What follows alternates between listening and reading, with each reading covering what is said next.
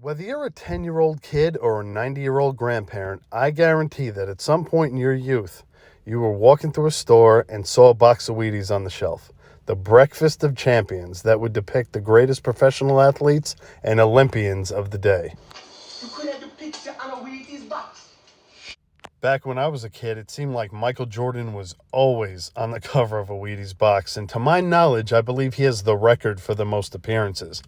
But anybody who was anybody in the world of sports most likely made at least one appearance. But the question is, who was the first? Who was the first athlete to ever grace the cover of a box of Wheaties?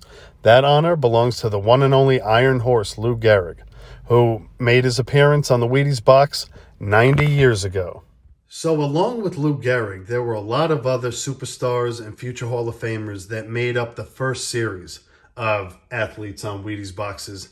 And I happen to have a cutout of one of those from the original series. And that is none other than the great Hall of Famer, Chuck Klein. Now, you could see that this was cut out from the Wheaties box. And basically, this is what kids would do. That's why it has this kind of nice frame around it. They would, have the cereal. They would cut this out of the back, and they would either hang it on the wall or do whatever they wanted.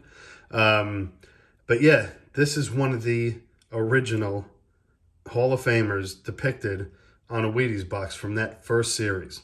And Chuck Klein, of course, great player, spent most of his time with the Phillies, spent some time with the Cubs, and ended his career with Pittsburgh, if I believe.